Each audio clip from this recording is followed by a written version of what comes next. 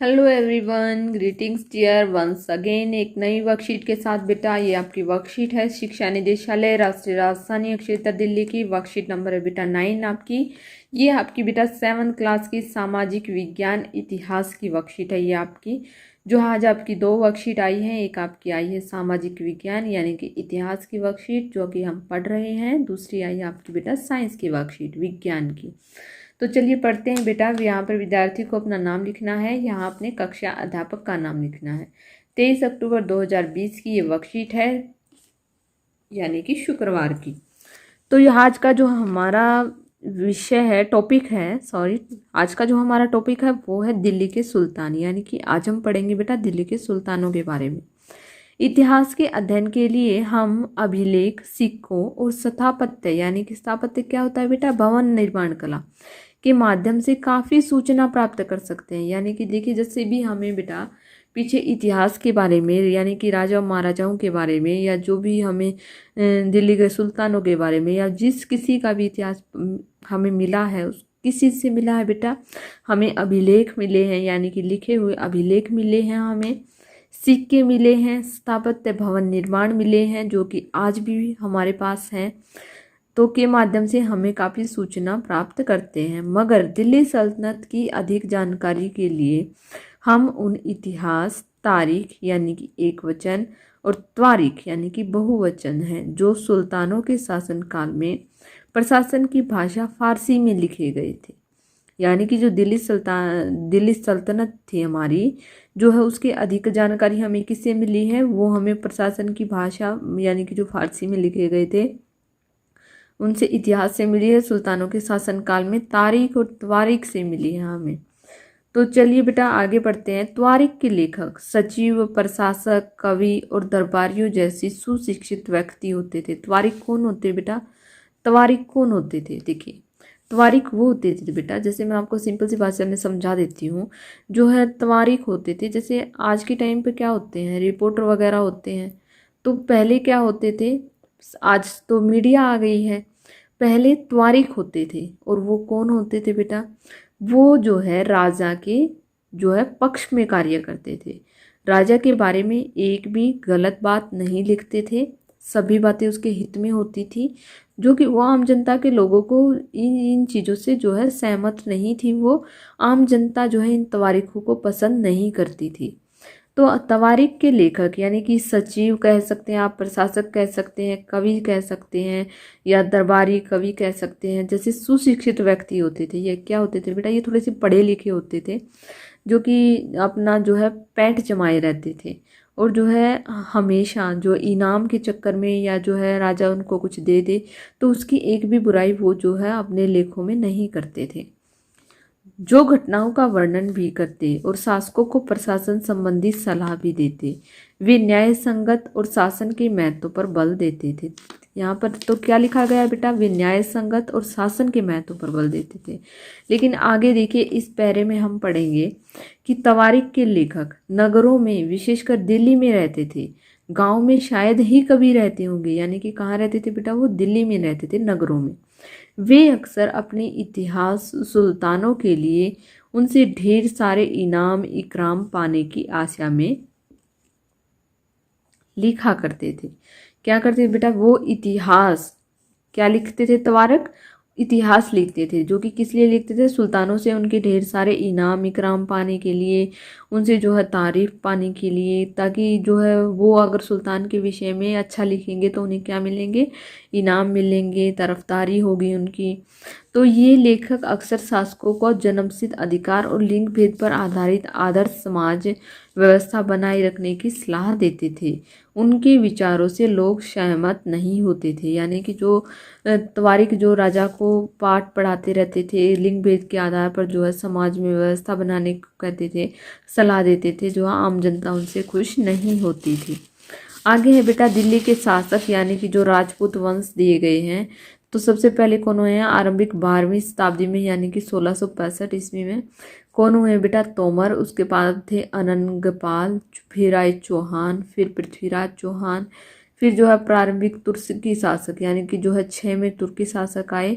तुर्की शासकों में कौन था, कुतुबुद्दीन ऐबक, शमसुद्दीन इल्तुतमिश, रजिया, गयासुद्दीन बलबन, खलजी वंश, जलालुद्दीन खलजी, अलाउद्दीन खलजी। फिर आया बेटा तुगलक वंश। 1320 में कौन सा आया? तुगलक वंश आया। इसके बाद कौन हुए? गयासुद्दीन तुगलक, मोहम्मद तुगलक, फिरोज शाह तुगलक। इसके बाद आया बेटा सैयद वंश। सैयद वंश में कौन आए? गिजर खां, लोधी वंश और बहलोल लोधी। तो ये थे बेटा दिल्ली सल्तनत के जो है कुछ शासक। यहाँ पर पढ़ते हैं हम सबसे पहले तोमर। कौन आया बेटा सबसे पहले?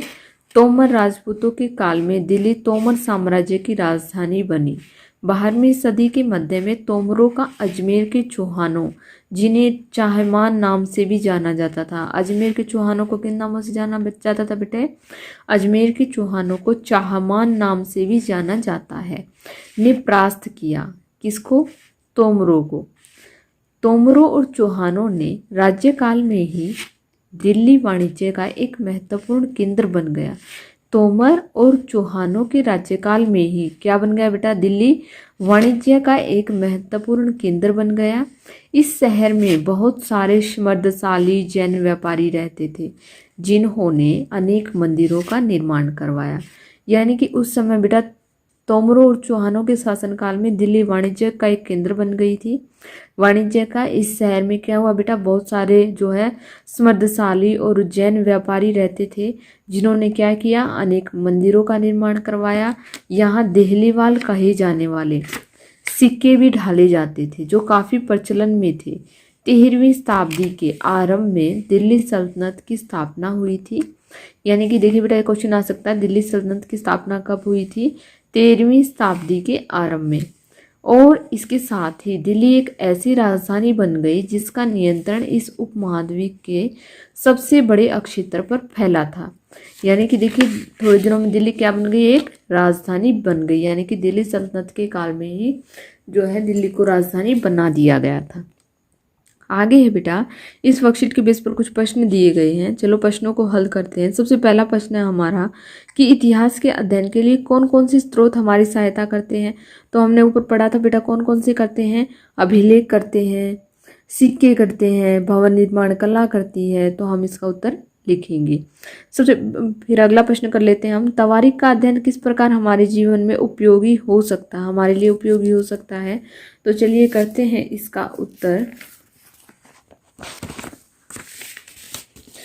तो देखिए बेटा सबसे पहले हम पहला प्रश्न नंबर 1 का उत्तर करेंगे कि इतिहास के अध्ययन के लिए कौन कौन से जो है क्या थे, कौन कौन से स्रोत हमारी सहायता करते हैं। तो इतिहास के अध्ययन के लिए अभिलेख, सिक्के, स्थापत्य यानी कि भवन निर्माण कला हमारी सहायता करते हैं।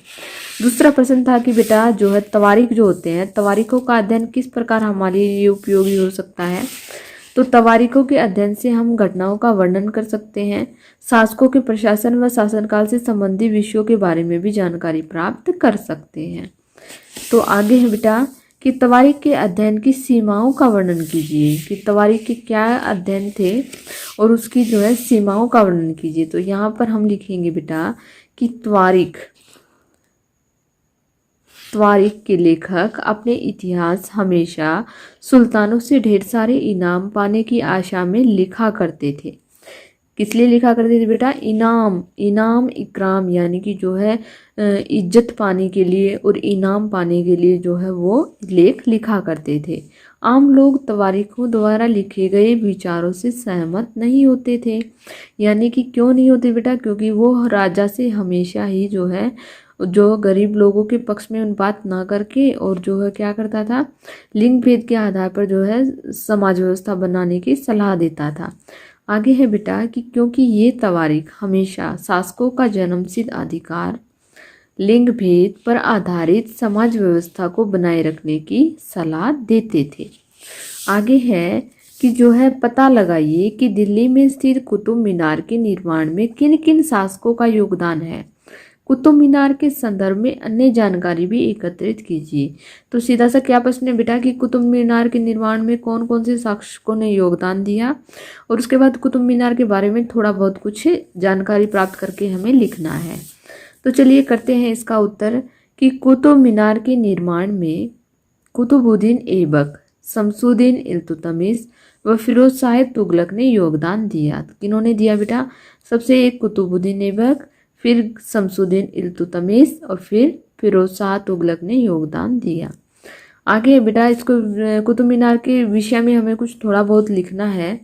तो यहाँ पर हम लिखेंगे, आपको जो अधिक जानकारी, इससे अधिक जानकारी एकत्रित करके लिखनी है। यहाँ पर मैंने लिखा है कि कुतुब मीनार भारत के दक्षिणी दिल्ली के मेहरौली में स्थित 5 मंजिली इमारत है। इसकी ऊंचाई 72.5 मीटर है। इसका निर्माण सन 1192 में हुआ। यह परिसर भारतीय द्वारा विश्व धरोहर के रूप में स्वीकृत किया गया है। यानी कि देखिए यहाँ पर टूरिस्ट आते हैं ना, लोग आते हैं कुतुब मीनार को देखने के लिए, दूर दूर से आते हैं। तो ये क्या है बेटा? ये विश्व धरोहर के रूप में इसको स्वीकृत किया गया है। तो यहाँ पर होती है बेटा हमारी वर्कशीट कंप्लीट। आई होप आपको वर्कशीट समझ में आ गई होगी। अगर आपको वीडियो अच्छी लगी तो please like, share and subscribe करना ना भूलें। थैंक यू बेटे, थैंक्स फॉर वॉचिंग।